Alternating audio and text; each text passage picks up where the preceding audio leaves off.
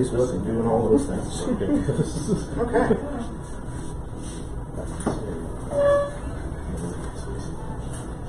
So I guess we're started.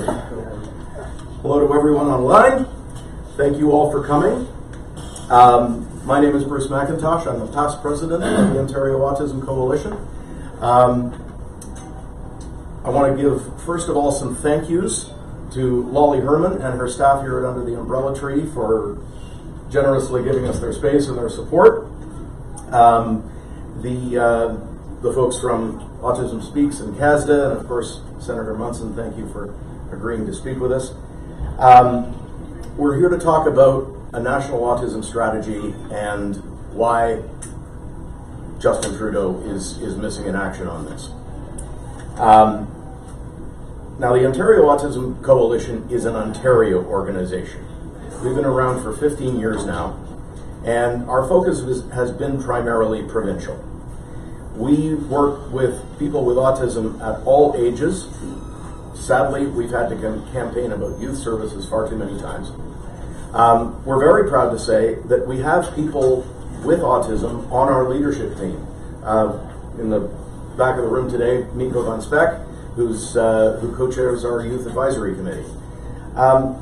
So we've been concerned with these issues for a very long time. The reason that the coalition was founded was because of a broken promise from a fellow by the name of Dalton McGuinty in the 2003 election campaign. And he had told us when he was running what he was going to do, and then he didn't do it. In fact, he defended the government against a court order to do what he had said he would do. So campaigns and promises, we're kind of familiar with that stuff too. But we're here today to avoid the problems that we have had in Ontario at the federal level. Autism can't be a political issue. It has to be across party lines. It has to be across levels of government in the strategy that we have to address it. And there's one leader at the federal level right now of a major party who has not committed to developing a national strategy, and that's our Prime Minister, Justin Trudeau. So we're here today, once again, to make the case about why he needs to get on board with this and make a public commitment right away. We have with us a guest today who's been advocating at the federal level for quite a while now. Senator Munson spearheaded the push to get a Senate committee put together 12 years ago, and they published a report called Pay Now or Pay Later, Autism Families in Crisis. And he has been vocal on this issue ever since, and he's been doing interviews as recently as yesterday and today. Jim, Senator, we're proud to have you with us. I wonder if you could fill us in a little bit on the history of autism policy at the federal level. Yeah, I guess I have to take your mic, right? We do. Need people happy. Oh, there you got that. Good ears.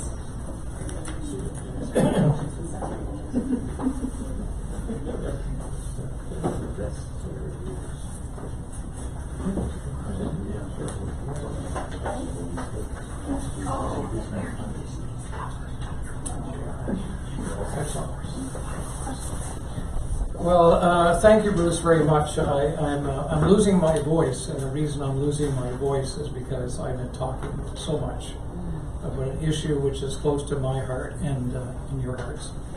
And of course, that is autism.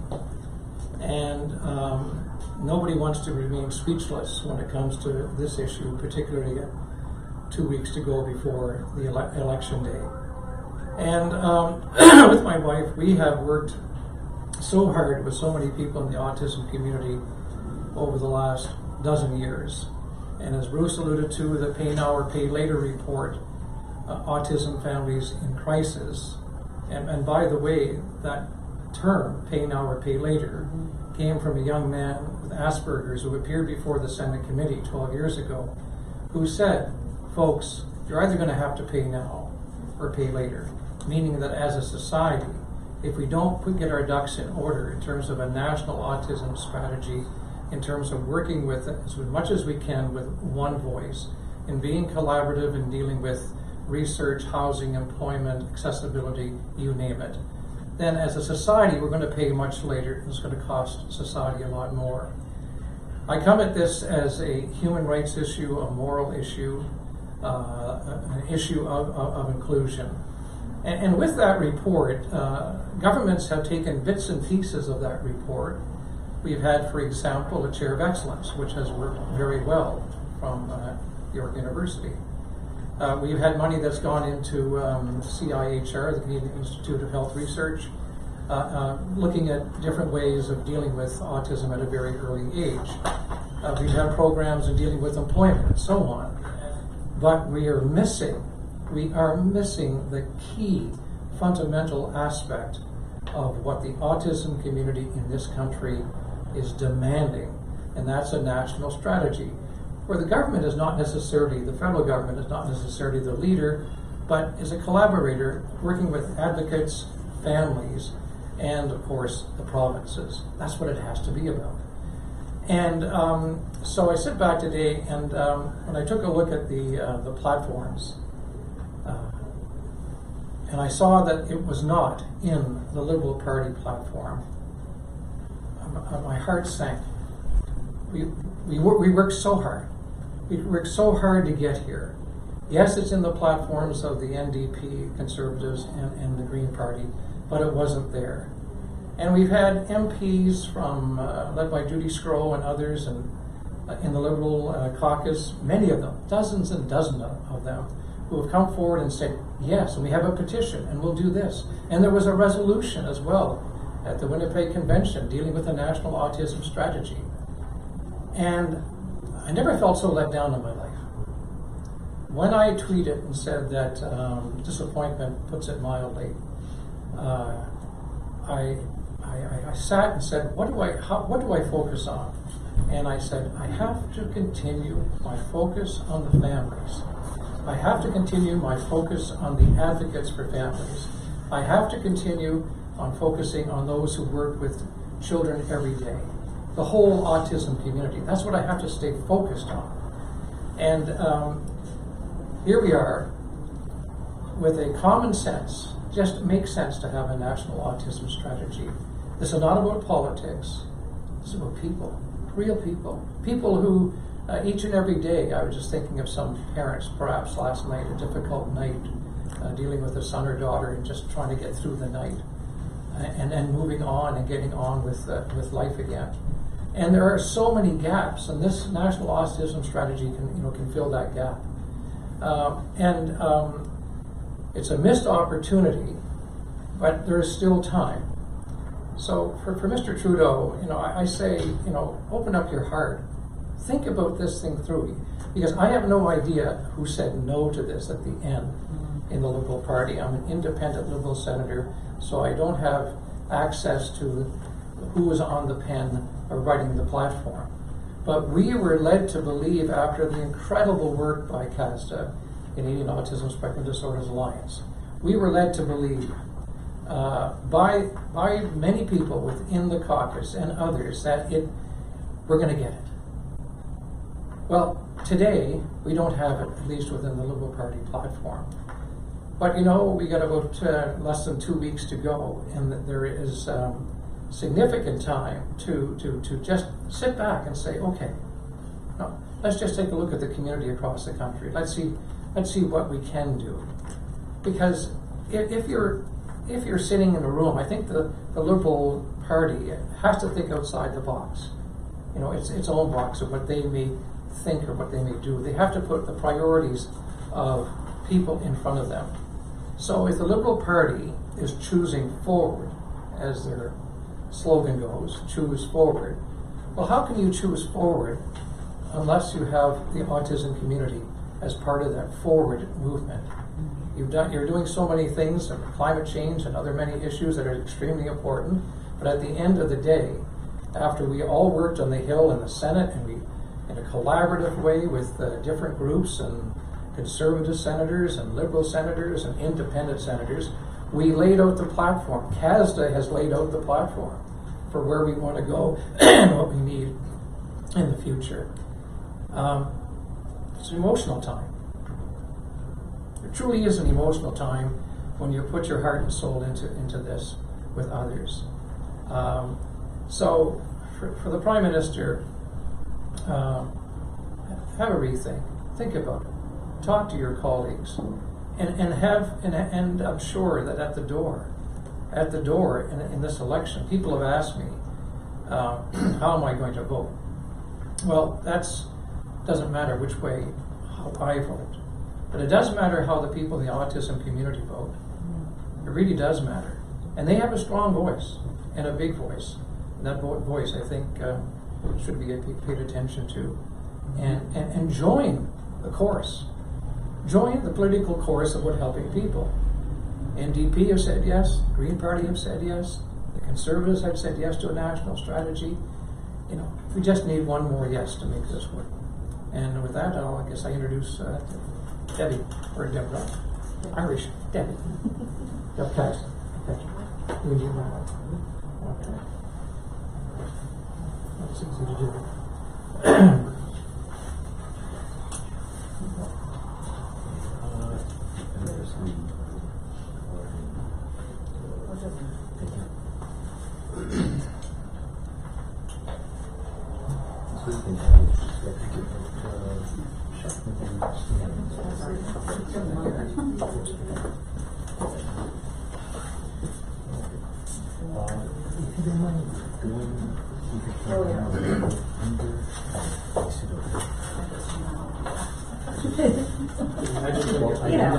People that are used to it.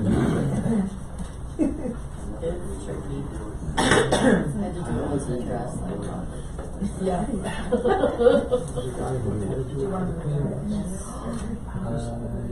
Margaret Thatcher and Steve.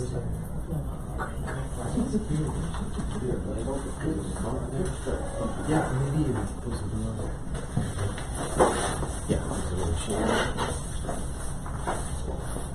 more predictable. Yeah. Okay. So I'm Debbie Irish. I am the chair of CASDA, the Canadian ASD Alliance, and we are a coalition made up of service providers, researchers, self-advocates, and allies. And our primary goal is to advocate for a national autism strategy. And we thought we were right there. And we, like Senator Munson, were very disappointed when we saw the Liberal platform. And so we're here to say we need it. We need this. Canadians need this. Over 500,000 Canadians live with autism. And we need to be advocating for this. In terms of CASDA, we've spent over probably 10 years collecting information, consulting. We started with the National Needs Assessment where we consulted with over 6,000 Canadians on the needs of people with autism as well as their families. Service providers were consulted, autistic Canadians were consulted, and family members were consulted. And from that, we took information. Together we went back to the government. The Conservative government granted funds to again consult on what was needed for a national autism strategy. We spent a few years consulting with, again, 6,000 Canadians and developed what we believe to be very strong elements for a national autism strategy. The government changed. We presented it for ongoing funding, and unfortunately it was turned down. The time is now. CASDA went back to the drawing board, developed a blueprint for an autism strategy that the federal government could get behind. It identified ways in which the government could collaborate with their provincial and territorial counterparts. It clearly identified a way for them to take leadership in the Canadian landscape, to lead a strategy for people with autism. We want to focus on the areas that the federal government have jurisdiction. I have this document with me here, which talks about those areas that the federal government can take action and immediate action. Affordability and access. And yes, we did hear about that in the federal platform on the Liberal side. However, there are other areas that they can talk about. Information dissemination. employment, housing, research. But all of that can't be worked on unless we have a collaborative, coordinated approach, and that's what we need the federal government to do.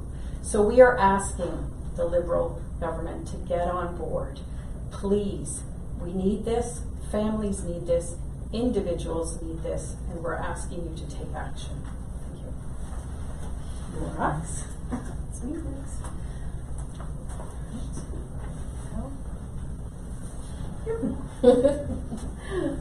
Tricky stuff.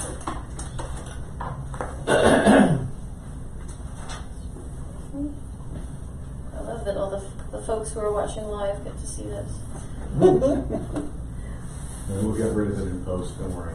Always more going behind the scenes. I know, right? Right up. Yep. This is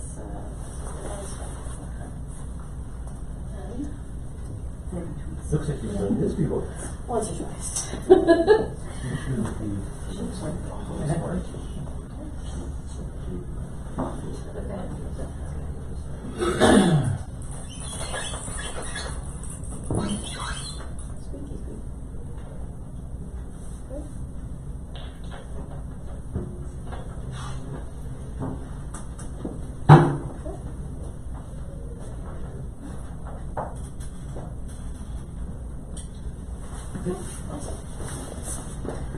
Okay, so I hope that was exciting. So hi, good afternoon. My name is Laura McIntosh, and I'm the president of the Ontario Autism Coalition. Proud mom to 2 teenagers on the spectrum, and I'm a teacher as well. I just want to say thank you again to Lolly and her team at Under the Umbrella Tree for hosting, for Senator Munson for joining us today, for Autism Speaks, and CASDA. Thanks to all of you for your support on this. We're here to put out a strong call today for a national autism strategy. Autistic people have incredible contributions to offer to our communities if only we can find the right ways to support and empower them. However, after what we've seen happen to our autism community here in Ontario, we're all too aware that programs and services can be upended on a moment's notice by a new government.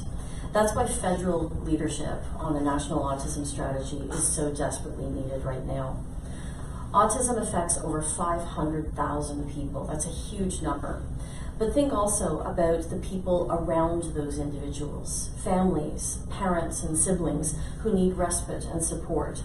Schools and the broader community, schools in particular who are struggling to meet the needs of our children, especially with fewer teachers here in Ontario.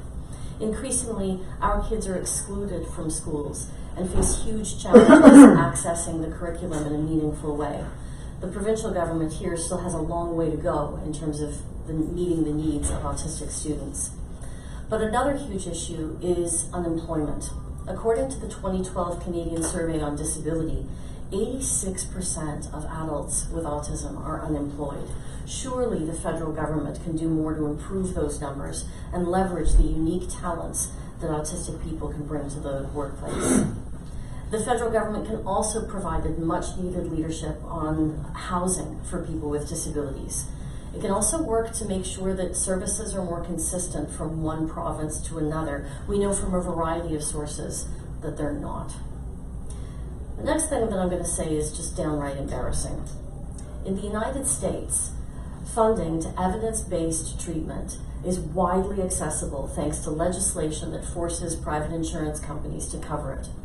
Last month, the President signed the Autism Cares Act, which allocates funding for research, prevalence tracking, screening, professional training, and other government activities related to autism. Now, I'm no fan of the man facing impeachment, but even he is further ahead on autism policy than our leaders here in Canada. We need to do better. That's why we need our Prime Minister to step up and commit to developing a national autism strategy without any further delay.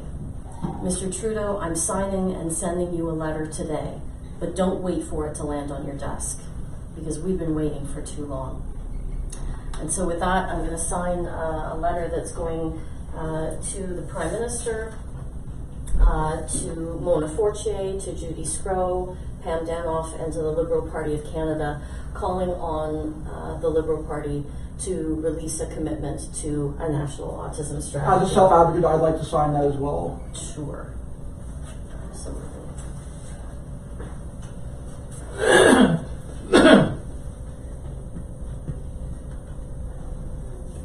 Just a second. Here.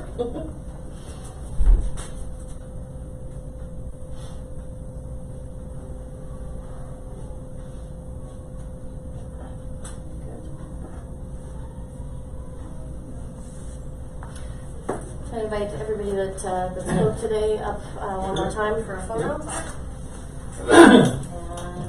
And that concludes the formal speaking part. Yeah, and I was just thinking, as a 500,000 strong, when you think about the numbers, you know, Joni Mitchell in her song, right? Back in the days of Woodstock, and the Woodstock concert a long time ago said, by the time we got to Woodstock, we were 500,000 strong. Well, we're beyond that. We're 500,000 strong, and we're not going away. We really aren't going away, and we'll continue to fight this. And if there is a quote minority government, we hope that we can count on the players in a minority government to continue, you know, to push this, you know, because I think we don't want to be angry. We just want to be forceful. We just right. We don't want to go to that place, because a lot of people go to that place, and nobody likes an angry argument. We just have a reasoned argument. You know, to say Really good and we're just fearful for our kids and our adults like myself. exactly. So I just feel that it's well, It's time. time. It's time, way yeah. beyond the time. It's time then. Well, that's our hashtag. Yeah. Just in time for autism. Yeah. All right. Well, that's a good thing to see. Yeah. Also, autism doesn't end at 18. That's right. Okay. And just to say it, because I think we do have some live streaming going on here, Yeah. that, you know, that like in my work as a senator and with other allies in the political community, and I've said it before, like, and it's really important to understand that autism has no borders, right? And people are going across this country back and forth. People are mortgaging their homes. There's divorces. There is so much difficulty just to raise enough money. What we're doing is raising awareness, but just to have the money, you know, to give, you know, proper care, because in the autism community, every child that grows up to be older wants to be part of and engaged in part of the community, and that means a working part of the community, which is really extremely important. I would say, Senator Munson, and I opened under the umbrella tree just over 18 years ago. Right. I'm a teacher as well, a mother of 3 who are in our public system, and I have not seen anything as chaotic Neither have I. as what I see. In my 7 years of advocacy, I've never seen anything this chaotic. I've been at this since the night Kathleen Wynne was named Premier, and I've never seen anything this chaotic in 7 years.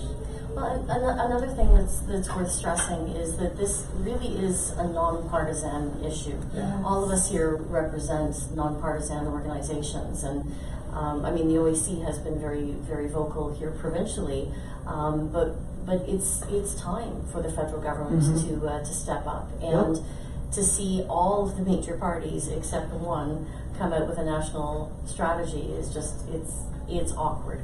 We'd like to see it in everybody's platforms, and then people can make their decision on which one is best. You know, based on other factors as well. Yeah. You know, I was thinking that, you know, in the platform, people with autism, this is more than just a tax credit. Oh. This is more than just a child tax benefit. This is more than a deductibility. So it would be, you know, that's fine. That helps. But that's subjective, but basically it helps the basic needs. So we're And we don't want a band-aid solution, we want a permanent solution. You got it. And a coordinated solution. Yeah. That takes And into consideration. Well, and that's Yeah. where your provincial, roadmap territorial. is so clear. And we've been told, you know, over, you know, the provinces have said over and over again, yes, we do. want this. We want the federal government to come in and to sit down at that table. You know, that whole principle I used to be a journalist, so the idea this is a provincial responsibility doesn't cut any weight with me at all, you know. It's going to take everybody. But don't let me go on anymore. Okay, thanks everybody. My name's Yes. I'll touch up that on the board of Yeah. directors. Yeah. I'd love for you to add me on Twitter, and then I'll add you when I get home. My phone just died. Yeah, I'm at Senator Munson, that's what I am. Okay. And we'll get that Jill, done who for wants sure. to get in for? Hey, Oh, one more question. Yeah. all right. We can- Okay, right over here. There we go. One, two. Always rep, always plug. This is what I mean. Never Yeah. misses a beat. Perfect. We've learned what to No, do go through to self-advocacy too. Yes, we have. All right. Thank Thank you you. guys. Sorry.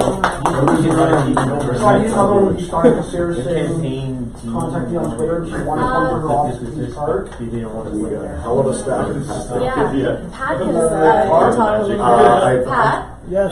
Pat's been in I touch have repeatedly four with cards. members of the But- Liberal campaign Okay, team. so we have no excuse. Okay, Yeah. it's gonna be for the first They've, day of the question period. we've been in touch.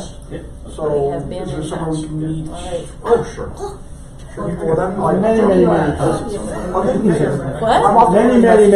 Many Right, so times. he's family. Is this I've seen his family I think since so, I was yes. 3 years old before sending him out. We got it. I'll sign this. Oh, yes. It's red now, so I think it might be off. No, that's. Yay. Hi. What became of my iPad? Go. Hi, who's awesome? Oh, I'm sorry. Hey Pat, how's it going, buddy? Thank you so Going much. good, man. Coming. Oh, You yes. heard what Listen. the judge ruled that when Doug Ford cut the cap and trade, that was illegal. And the judge just ruled in our favor. Oh. Seen that on the way down, but I had a few things in my head rolling around, but Can you recreate that?